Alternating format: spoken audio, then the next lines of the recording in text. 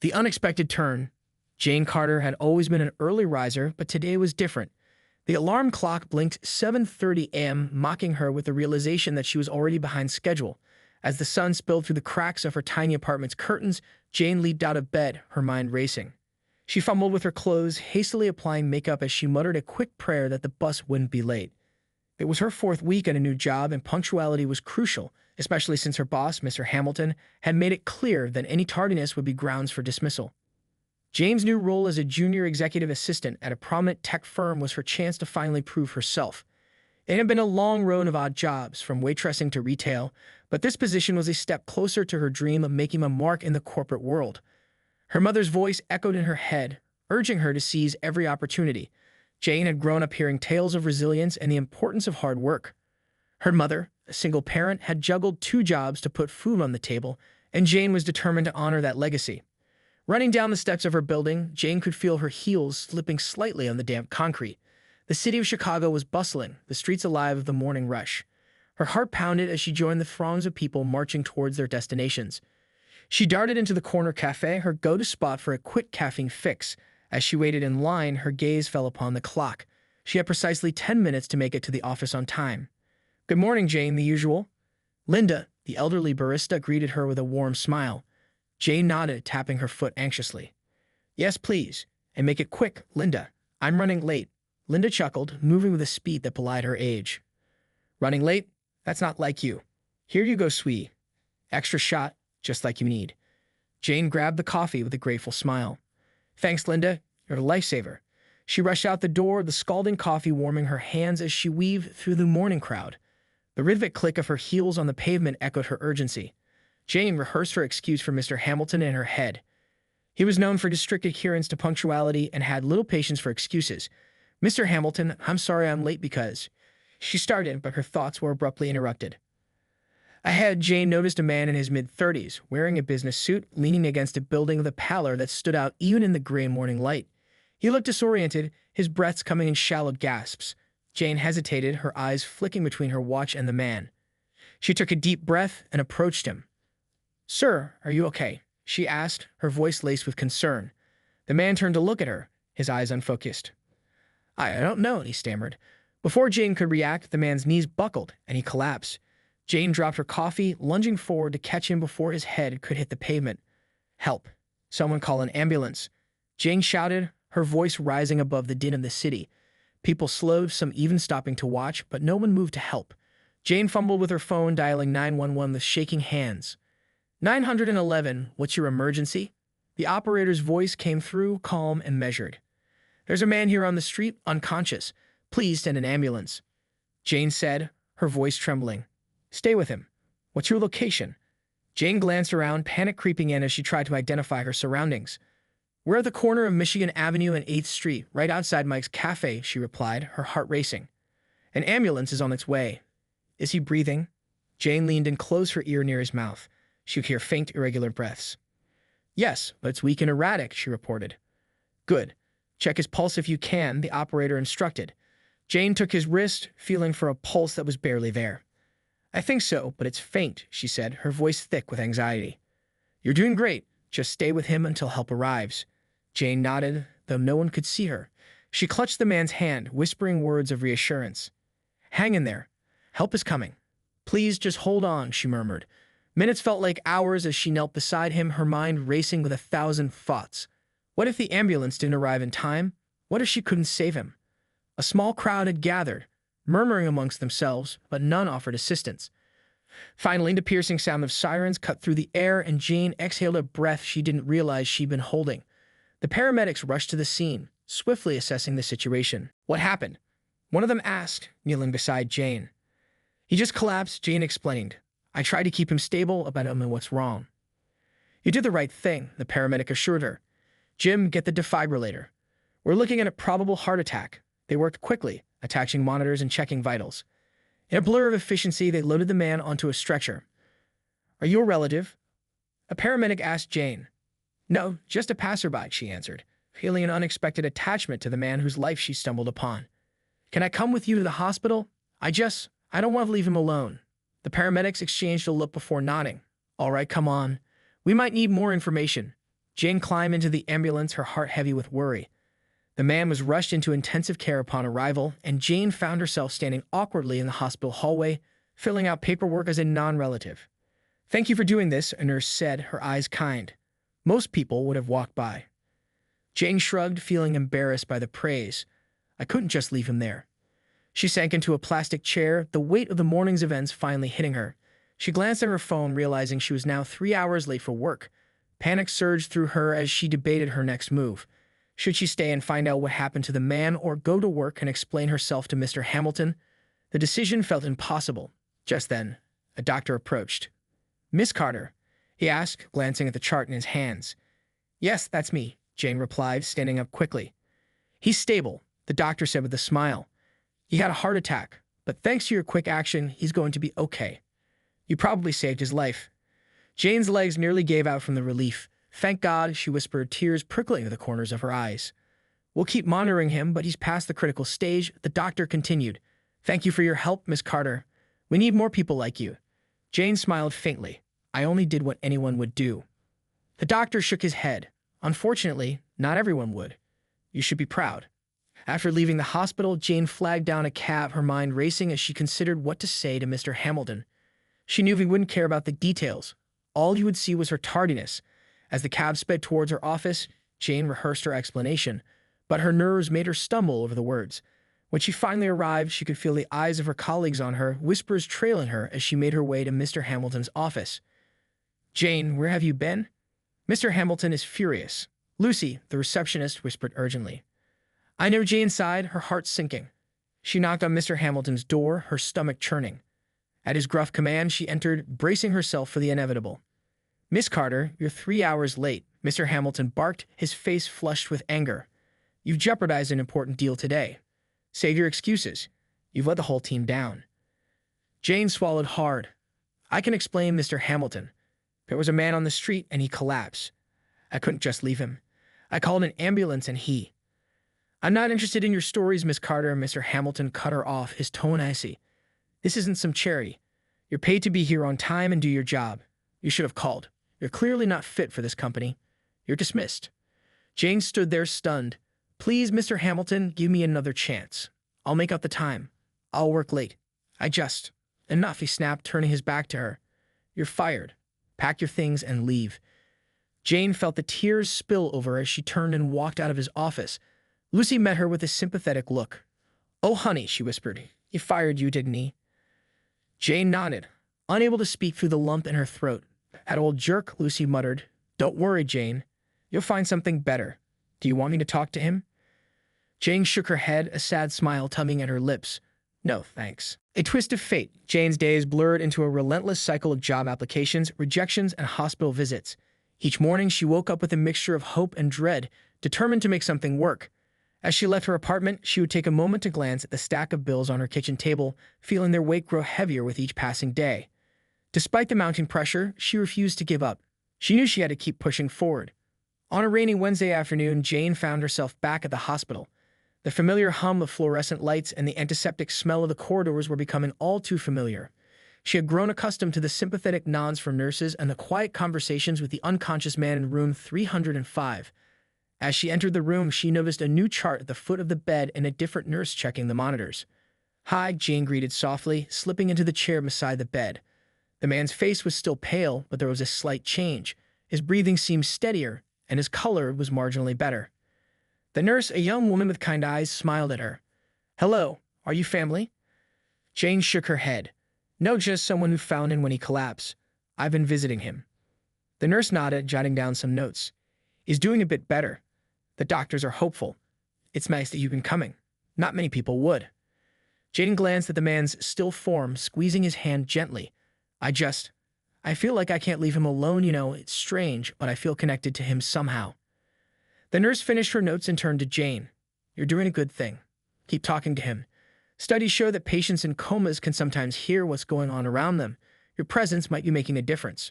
Jane nodded, feeling a surge of renewed determination. She leaned closer, speaking softly. "Hey, it's me again. The nurse says you're getting better, which is great news. I knew you could do it." She paused, thinking about her own struggles. "I'm having a tough time, too. Job hunting isn't going so well. I had a couple more interviews, but they didn't pan out. But I'm not giving up. I keep telling myself that something has to give eventually. Jane fell silent, watching the man's chest rise and fall with each breath. She imagined the life he must have had before all of this. A job, friends, maybe a family. She wondered if anyone was out there missing him, worrying about him. As the evening wore on, Jane reluctantly left the hospital, promising to return the next day. She stepped out into the rain, the city's lights blurring in the downpour. She pulled her coat tighter around herself, feeling the chills seep into her bones.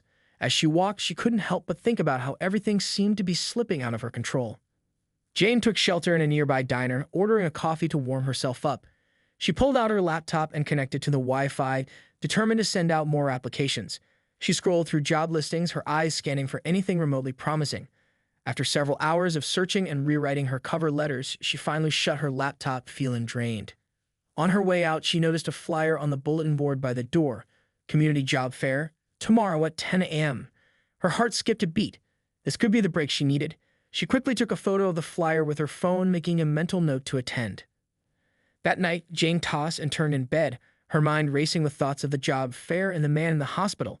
She knew she needed to stay focused, but worry gnawed at her. What if she couldn't find a job in time? What if the man didn't make it? She squeezed her eyes shut, forcing herself to think positively. The next morning, Jane dressed in her best business attire, a simple navy suit that she hoped would make a good impression. She arrived at the community center early, surprised to see a long line of job seekers already waiting. She took a deep breath, steeling herself for the challenge ahead. Inside, the job fair was a bustling hive of activity. Booths lined the walls, each representing different companies and industries. Jane felt a surge of hope as she navigated the crowded space, collecting brochures and speaking with recruiters.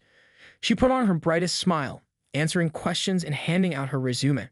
As the hours passed, Jane's initial enthusiasm began to wane. Many of the positions required specialized skills or experience she didn't have.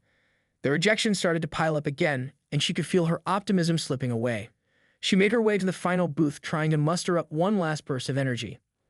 The booth belonged to a nonprofit organization that specialized in community outreach and support services. A friendly woman with curly hair greeted her. "Hi there, I'm Nora," she said, extending her hand. "We're looking for people who are passionate about helping others. What brings you here today?" Jane shook Nora's hand, feeling the flicker of hope reignite. "I've been job hunting for a while now. I used to work as a secretary, but I'm really looking to do something more meaningful. I've been volunteering at the hospital recently, and I realize how much I enjoy helping people." Nora's eyes lit up. "That's wonderful to hear. We're actually looking for someone to assist with our community programs, helping coordinate events, working with volunteers, and connecting with people who need our services. It sounds like you might be a great fit." Jane's heart leaped. "That sounds amazing. I'd love to learn more." Nora handed her a brochure and a business card. "Send me your resume and let's set up an interview. We're always looking for compassionate people who want to make a difference." Jane left the job fair with a renewed sense of purpose. As she made her way back to the hospital, she couldn't stop thinking about the possibility of working for the nonprofit. It felt like the kind of opportunity she had been searching for, something that aligned with her newfound desire to help others. When Jane arrived at room 305, she found the man's condition unchanged. She sat beside him, her thoughts racing with excitement. "I think I might have found a job that's perfect for me," she said, her voice bubbling with enthusiasm. "It's with a nonprofit, helping people just like I've been helping you. I feel like it's meant to be." She paused, taking his hand as she continued. "I don't know if you can hear me, but I want you to know that I'm not giving up on you or on myself. We're both going to make it through this." Jane stayed by his side for a while longer, talking about her hopes for the future and the steps she was taking to turn things around. As she prepared to leave, she noticed the slightest twitch in his fingers, a tiny, almost imperceptible movement. Her heart skipped a beat, but she wasn't sure if it was real or just her imagination. She leaned in close, whispering, "Hang in there. We're in this together." As Jane walked out of the hospital that day, she felt a renewed sense of determination. The rain had stopped, and the sun was breaking through the clouds, casting a warm glow over the city. She knew the road ahead wouldn't be easy, but for the first time in weeks, she felt like she was moving in the right direction. With a spring in her step, Jane headed home, ready to prepare for her interview with the nonprofit. She couldn't shake the feeling that something bigger was at play, something that had brought her and the man in room 305 together at just the right time. She glanced up at the sky, a small smile tugging at her lips. "Maybe this is the start of something new," she thought, "for both of us." New beginnings and unexpected revelations. The morning of the interview arrived, and Jane's nerves were on high alert. She had carefully prepared, reviewing the nonprofit's mission and programs and practicing her answers to potential interview questions. Her clothes were neatly pressed, and she'd even splurged on a new pair of sensible heels. She wanted to make the best possible impression, knowing that this opportunity was exactly what she needed to turn her life around. As she stood in front of the mirror, she took a deep breath and gave herself a pep talk. "You got this, Jane. This is your chance to make a difference, to do something meaningful. Just be yourself." She arrived at the nonprofit's office, a modest building in a quiet part of the city. The walls were adorned with photos of community events, smiling faces of volunteers and those they'd helped. The atmosphere was warm and welcoming, and Jane felt a sense of belonging almost immediately. It was a far cry from the cold, impersonal corporate environment she had left behind. Nora greeted her with a bright smile. "Jane, it's so great to see you. Come on in, we're excited to hear more about you." Jane followed Nora into a cozy conference room where two other staff members were waiting. Tom, a tall man with a gentle demeanor who managed the volunteer programs, and Sarah, a sharp-eyed woman who handled the organization's outreach initiatives. They all introduced themselves, and Jane felt at ease in their presence. The interview began, and Jane spoke passionately about her desire to help others and her experiences visiting the man in the hospital. She shared how that simple act of kindness had changed her perspective on life and what she wanted from her career. Nora, Tom, and Sarah listened intently, nodding and occasionally jotting down notes. "I know my background is in administrative work," Jane said, her voice steady, "but I'm a fast learner and I'm willing to put in the time and effort to make a real impact. I want to be part of something that matters." Tom leaned forward, his expression thoughtful. "It sounds like you've got a lot of heart, Jane, and that's exactly what we're looking for. We believe in empowering our staff to grow with the organization, and it's clear you're passionate about this kind of work." Nora smiled. "We're impressed with your dedication. The fact that you've been visiting that man every day, even without knowing him, shows a level of compassion that's rare. We'd love to have someone like you on our team." Jane's heart soared. She could hardly believe what she was hearing. After weeks of rejections and setbacks, she was finally getting the chance she so desperately needed. Sarah, who had been quietly observing, finally spoke up. "Jane, I think you'd be a great fit here. We'd like to offer you a probationary position to start, working with our volunteer coordination team. There'll be a lot of on-the-job learning, but from what I've heard today, I have no doubt you'll rise to the occasion." Jane felt tears prick at the corners of her eyes. She quickly blinked them away, not wanting to appear overly emotional. "Thank you so much. I promise I won't let you down." As Jane left the office, she felt a weight lift off her shoulders. She got a job, a real job doing something she was passionate about. She couldn't wait to get started and dive into her new role. She headed straight to the hospital to share her good news, eager to update the man in room 305 on her progress. "Guess what?" she said as she sat beside his bed. "I got the job. It's with the nonprofit I told you about. I'm going to be working with volunteers and helping organize community events. Can you believe it? Me making a real difference." She squeezed his hand, feeling a strange sense of connection with the unconscious man. "I think you've been my good luck charm." Things are finally starting to look up. Jane chatted with him for a while longer, telling him about her plans for the future and how she hoped to give back to the community. As she spoke, she felt a sense of calm wash over her. Despite everything that had happened, she was on the right path. As she prepared to leave, she noticed a faint flutter of movement from the man's fingers. Her breath caught in her throat. Was it real this time? She stared at his hand, waiting for another sign, but nothing happened. Still, a tiny flicker of movement filled her with hope. Jane left the hospital with a spring in her step, eager to start her new job and make the most of this fresh start. Over the next few weeks, she threw herself into her work, learning as much as she could about the nonprofit's programs and getting to know the volunteers. She loved every minute of it, from coordinating events to brainstorming new initiatives that could help more people in need. One afternoon, as Jane was sorting through some paperwork in her small, cluttered office, Nora popped her head in. "Hey, Jane, I thought you'd like to know, there's a volunteer who used to work in corporate law. He's been helping us with some legal stuff pro bono. He said he saw your name and wanted to reach out. Apparently, he's impressed with what you've been doing." Jane's brow furrowed in confusion. "Really? I don't think I know anyone in corporate law." Nora shrugged. "Maybe it's just a coincidence, but he seemed pretty interested in meeting you. He's coming by later today for a meeting, so you might get a chance to chat." Jane nodded, her curiosity piqued. She finished up her tasks and headed to the meeting room at the scheduled time. As she entered, she saw a man in a sharp suit standing with his back to her, talking to Tom. He turned around and Jane's breath caught in her throat. It was the man from room 305. He looked completely different from the last time she'd seen him, healthy, alert, and very much awake. Jane's mind raced as she tried to process what she was seeing. How was this possible? She hadn't been to the hospital in a couple of days due to her busy schedule, but no one had told her he'd woken up. The man's eyes widened as he saw Jane. He took a step forward, extending his hand. "You must be Jane Carter. I'm Robert Morgan." Jane felt like the floor had dropped out from under her. Robert Morgan? Could this be the same Mr. Morgan who had fired her? But he looked so different, so kind and grateful, not at all like the stern, angry boss she remembered. I'm sorry," Jane stammered, shaking his hand. "You're Mr. Morgan?" Robert nodded, his expression softening. "Yes, though I don't blame you for not recognizing me. I owe you my life, Jane. I was the man you saved that day on the street. I don't remember much, but the doctors told me you were the one who called the ambulance and stayed with me." Jane felt her cheeks flush. "I was just in the right place at the right time." Robert shook his head. "It was more than that. You didn't just save my life, you gave me a second chance. And now I hear you've been doing incredible work here at the nonprofit.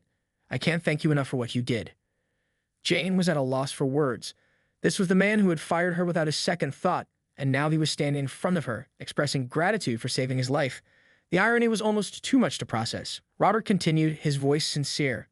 "I had a lot of time to think while I was recovering, and I realized I've been living my life all wrong. I was so focused on work and success that I lost sight of what really matters. But you showed me that kindness and compassion are what truly make a difference.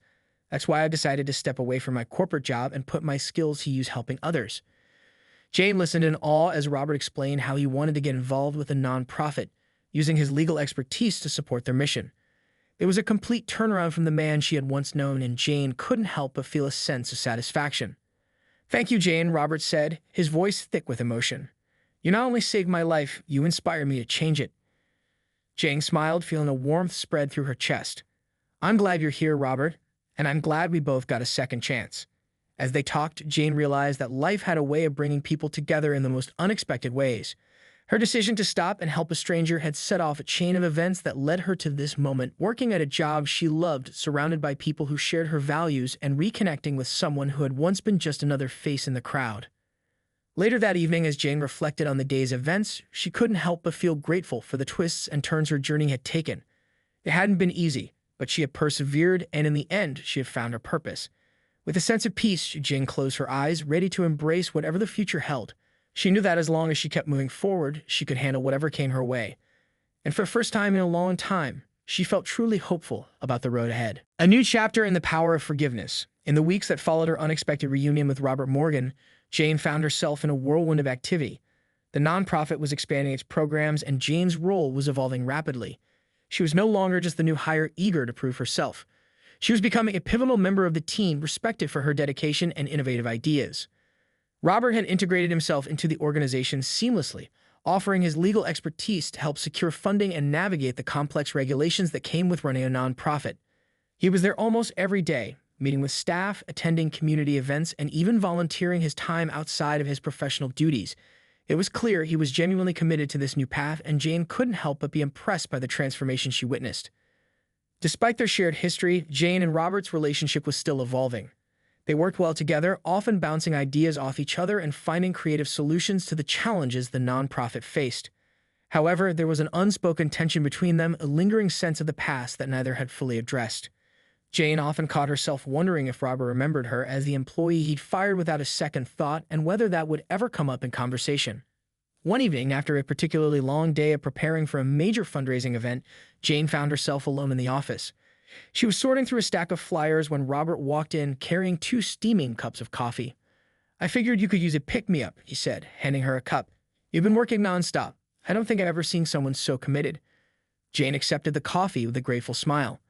"Thanks, Robert. It's been a lot, but it's worth it. I've never felt this passionate about my work before."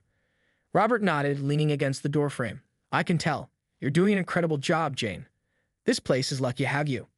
Jane hesitated, the weight of unspoken words pressing on her. She knew this was the perfect opportunity to clear the air, to address the elephant in the room that had been lurking since Robert's first day at the nonprofit. She took a deep breath, setting her coffee down on the desk. "Robert, can I be honest with you about something?" Robert straightened, his expression curious. "Of course.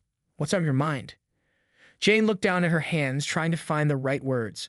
"I've been thinking a lot about how we ended up here. How our paths crossed again. It's strange, isn't it? How life has a way of bringing people back together." Robert's brow furrowed slightly as if he sensed where the conversation was headed.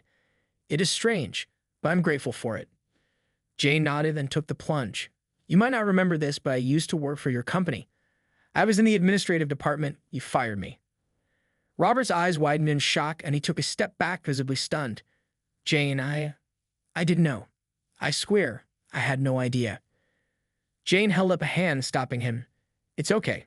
I didn't expect you to. You were busy running a company, and I was just one of many employees.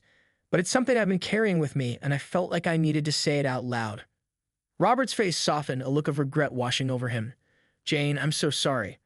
I've made a lot of mistakes in my life, especially back then. I was under so much pressure, and I let it cloud my judgment, firing people, making those decisions without thinking about the human side of it. It's something I deeply regret. Jane appreciated his honesty, but she wasn't looking for an apology. She had moved past the hurt and resentment long ago, finding peace in her new role and her new purpose. Still, it was important to her to be truthful, to not let the past define their current relationship. It's in the past, Robert, she said gently. What matters now is that we're both here, doing something meaningful. I'm not holding on to any grudges. If anything, I'm grateful for the way things turned out. Losing that job pushed me to find my true calling, and I wouldn't trade that for anything. Robert nodded, his eyes glistening with unshed tears. Thank you, Jane. Your forgiveness means more than you know, and I promise I'm committed to making things right, not just with you, but with everyone I've wronged. They shared a quiet moment, the weight of their conversation settled between them. It was as if a burden had been lifted, and Jane felt lighter than she had in years. She realized that by forgiving Robert, she had also freed herself from the lingering doubts and insecurities that had haunted her since losing her job. Their newfound understanding marked a turning point in their relationship. They continued to work closely together, but now there was a sense of camaraderie and mutual respect that hadn't been there before. Jane saw Robert not as her former boss, but as a partner in her mission to make the world a better place. And Robert, in turn, saw Jane as a source of inspiration, a reminder that it was never too late to change and do good. As the fundraising event approached, Jane threw herself into the preparations with renewed vigor. The event was a major opportunity for the nonprofit to secure much-needed funding, and Jane was determined to make it a success. She coordinated with volunteers, reached out to local businesses for sponsorships, and meticulously planned every detail, from the guest list to the decorations. The night of the event, the venue was transformed into a vibrant celebration of community and compassion. There were booths showcasing the nonprofit's programs, live music, and a silent auction with items donated by local artists and businesses. The atmosphere was electric, and Jane could feel the excitement in the air. As guests began to arrive, Jane moved through the crowd, greeting familiar faces and introducing herself to new ones. She felt a surge of pride as she saw how many people had turned out to support the cause she believed in so deeply. This was what she had worked so hard for, bringing people together to make a difference. Robert, too, was in his element. He mingled with guests, using his charm and connections to drum up support for the nonprofit. At one point, he took the stage to deliver a heartfelt speech, sharing his personal journey and the impact the organization had made on his life. I've spent most of my career focused on numbers and bottom lines, Robert said, his voice steady and sincere. But this past year, I've learned that true success isn't measured by profit margins. It's measured by the lives we touch, the people we help, and the communities we build. This nonprofit has given me a second chance, and I'm committed to paying it forward. The crowd erupted in applause, and Jane felt a lump form in her throat. She had seen firsthand how much Robert had changed, and hearing him speak so openly about his transformation was both moving and validating. As the night wore on, Jane found herself standing at the edge of the room, taking it all in. She watched as people laughed, chatted, and bid on auction items, their generosity shining through in every interaction. It was a beautiful sight, and Jane couldn't help but feel overwhelmed by the magnitude of what they were achieving. Just then, Nora approached, a broad smile on her face. Jane, this is amazing. I can't believe how well everything is going. You've done an incredible job. Jane blushed, modest as always. It was a team effort. Everyone worked so hard to make this happen. Nora shook her head, placing a hand on Jane's shoulder. Don't sell yourself short. You've been the driving force behind all of this. I'm so proud of you. Jane's eyes glistened with unshed tears. She had come so far from the scared, jobless woman who had first walked into the nonprofit's office. She had found her purpose, her community, and a sense of belonging she had never known before. And in the process, she had discovered strength and resilience she hadn't realized she possessed. As the night drew to a close, Jane took a moment to step outside and breathe in the cool night air. She looked up at the stars, feeling a deep sense of contentment. For the first time in a long time, she knew exactly where she was meant to be. Robert joined her, standing silently by her side. They watched the night sky together and the quiet between them comfortable and easy. "I'm glad you're here, Robert," Jane said softly. "I'm glad we both found our way back to what really matters." Robert nodded, his gaze fixed on the stars. "Me too, Jane, me too." In that moment, Jane realized that life was full of unexpected turns, but every twist and turn had brought her to this point. She had learned to let go of the past, to embrace the present, and to look forward to the future with hope and optimism. And as she stood there with Robert, she knew that whatever challenges lay ahead, she was ready to face them, one step at a time, with an open heart and an unshakable belief in the power of second chances. 5. Embracing change and crafting new beginnings. The success of the fundraising event sparked a wave of new opportunities for the nonprofit. Donations poured in from local businesses and individual benefactors alike, and the organization's profile was rapidly rising within the community. Jane found herself busier than ever, managing the influx of new projects and expanding the reach of her programs. Yet amidst the hectic pace, she felt a deep sense of fulfillment that kept her going even on the longest days. One of the most rewarding aspects of her work was seeing the direct impact of the nonprofit's efforts. Every week, Jane met with families who had been helped by their programs, single mothers finding stable housing, teenagers re-engaging with education, and elderly residents receiving the support they needed to age with dignity. These were the faces of change, and every story reaffirmed Jane's commitment to the cause. But as the nonprofit grew, so did the challenges. Managing a larger team, securing sustainable funding, and navigating the complex landscape of social services required a level of strategic thinking and leadership that Jane was still learning to master. Nora, ever the mentor, was there to guide her, but she encouraged Jane to step into more of a leadership role, trusting her instincts and vision. One afternoon, Nora called Jane into her office for a chat. The walls were adorned with photos from various events, capturing the spirit and joy of the community they served. Nora's desk was cluttered with papers, proposals, and a half-finished cup of tea, a testament to the non-stop nature of their work. "Jane, I've been thinking a lot about the direction we're headed," Nora began, her eyes warm and thoughtful. "We've made incredible strides, but with growth comes the need for strong leadership. I've been doing this for a long time, and I'm not as young as I used to be. I want to start transitioning some responsibilities to you if you're willing."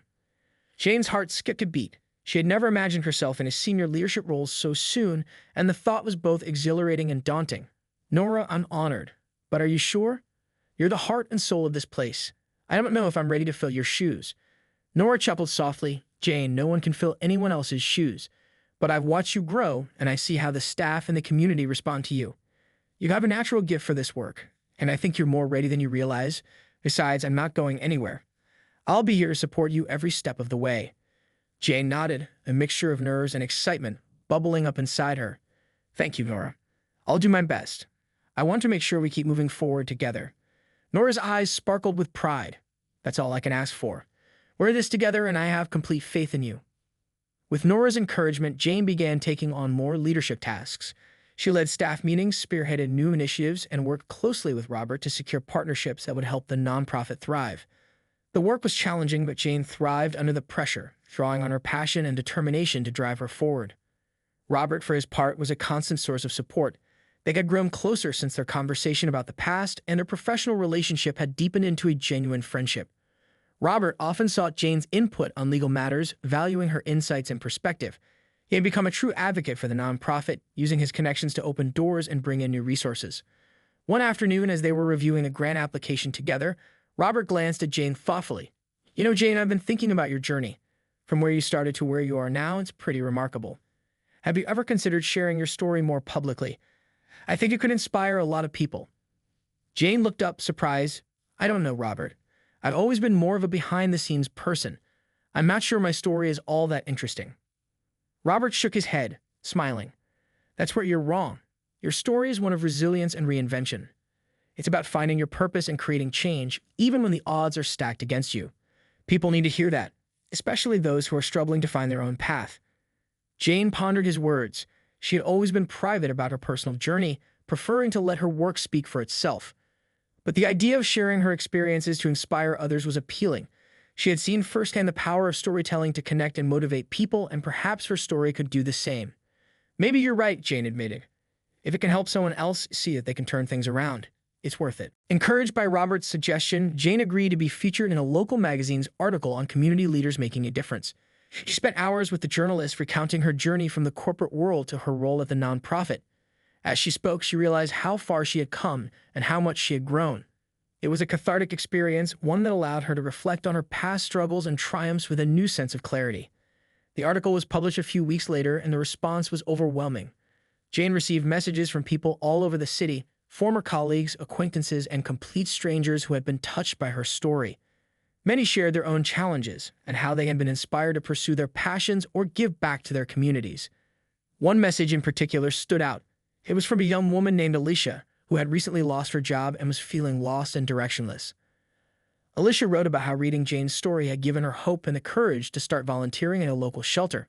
"Your journey showed me that setbacks aren't the end. They're just the beginning of something new," Alicia wrote. "Thank you for sharing your truth." Jane was deeply moved by Alicia's words. She had set out to make a difference through her work, but now she saw that her personal story could also be a powerful tool for change. She decided to start speaking at local schools and community centers, sharing her experiences and encouraging others to pursue their passions no matter the obstacles they faced. Meanwhile, Robert continued to expand his role within the nonprofit. He had fully embraced his new path, and his dedication was evident in every project he took on. He and Jane often worked late into the night, brainstorming new ideas and strategizing ways to maximize their impact. Their partnership had become a cornerstone of the nonprofit's success, and together, they were pushing the organization to new heights. One evening, as they wrapped up another long meeting, Robert turned to Jane with a contemplative look. "Jane, I've been thinking a lot about my future. This work, it's become everything to me. I want to do more to really immerse myself in this world. I'm considering stepping back from my law practice to focus on the nonprofit full-time." Jane was surprised but thrilled by his announcement. "That's incredible, Robert. I think it's a great idea. You've already made such a huge impact, and having you on board full-time would be amazing." Robert smiled, a hint of nervous excitement in his eyes. "It's a big step, but feels right. I've spent so much of my life chasing the wrong things. What we're doing here. This is where I'm meant to be." Jane nodded, understanding exactly what he meant. They had both taken unexpected detours in their careers, but those detours had led them to something far more meaningful than either could have imagined. It was a reminder that sometimes the best things in life came from the most unplanned, unanticipated moments. As the months passed, the nonprofit continued to flourish under Jane and Robert's leadership. They launched new programs, expanded their reach, and built a network of supporters that included local government officials, business leaders, and everyday citizens who believed in their mission. Jane's role as a leader grew, and she found herself thriving in the position, using her voice to advocate for the causes she cared about. One day, as Jane was reviewing a proposal for a new initiative aimed at supporting at-risk youth, she received a call from Alicia. They had kept in touch since the magazine article, and Alicia often shared updates on her own journey. This time, Alicia had exciting news. She had just been hired as a program coordinator at a youth center, a job that allowed her to combine her passion for helping others with her professional skills. "I wanted to thank you, Jane," Alicia said, her voice brimming with enthusiasm. "You showed me that it's never too late to find your purpose. I'm finally doing work that I love, and it's all because you inspired me to take that first step." Jane felt a swell of pride and gratitude. "Alicia, you did this. You took the leap and made it happen. I'm so proud of you." After the call, Jane sat back in her chair, reflecting on the incredible journey that had brought her to this point. She had faced setbacks, challenges, and moments of doubt, but through it all, she had remained true to her values and her desire to make a difference. She had learned that success wasn't about climbing the corporate ladder or achieving financial wealth. It was about finding fulfillment in helping others and creating positive change. As she looked around the bustling office, filled with her dedicated colleagues and the vibrant energy of their shared mission, Jane felt a deep sense of contentment. She knew that this was just the beginning, and there were many more challenges and triumphs ahead. But with each step, she was embracing the journey, confident in her purpose and surrounded by a community of legacy of hope in the road ahead. As Jane and Robert continued to lead the nonprofit through new initiatives and expanding horizons, the organization began to receive recognition on a larger scale. Local news outlets frequently featured their programs, and they started receiving invitations to speak at conferences and workshops about their innovative approach to community building. The nonprofit had become a model of resilience, growth, and impact, demonstrating how focused effort and genuine compassion could transform a community. One such invitation came from a national conference on social entrepreneurship. Jane was asked to present the nonprofit's journey and share insights on sustainable community impact. It was a prestigious platform, and Jane was both honored and apprehensive. Speaking to a room full of experts and leaders in the field was a far cry from the small community meetings she was accustomed to. But Robert, always her biggest cheerleader, assured her that she was the perfect person for the job. "Jane, this is your story. You've lived every part of it, from the struggles to the successes. "No one can tell it better than you," Robert said, his voice filled with unwavering confidence. "Plus, you'll be showing others that real change starts at the community level with real people, just like you." With Robert's encouragement, Jane spent weeks preparing her presentation. She wanted to capture not just the milestones, but the heart and soul of the nonprofit's journey, the people whose lives had been touched, the partnerships that had been forged, and the collective effort that had driven their success. On the day of the conference, Jane stood at the podium, looking out at the faces of policymakers, philanthropists, and fellow nonprofit leaders. Taking a deep breath, she began to speak. "5 years ago, I was sitting in a corporate office, wondering how my life had veered so far from my original aspirations. I was searching for meaning, for a way to connect my work with my values. That search led me here to this incredible journey of community, resilience, and hope," Jane began. She recounted the early days of the nonprofit, the challenges of gaining trust and funding, and the turning points that had defined their path forward. She spoke about the power of collaboration, highlighting how the support of people like Robert, Nora, and countless others had been instrumental.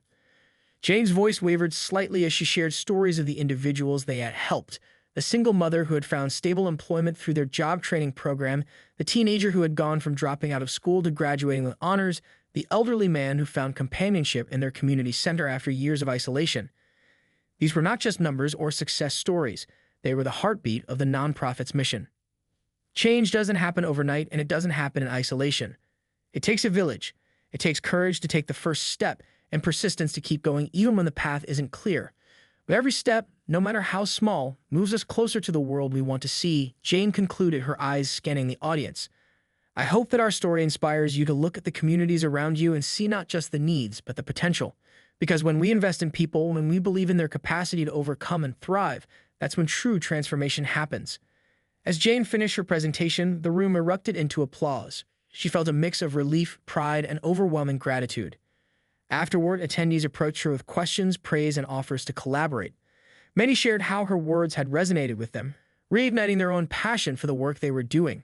For Jane, it was a humbling reminder of the ripple effect that stories of hope and perseverance could have. Back at the nonprofit, Jane's profile was rising, and with it, the organization's influence.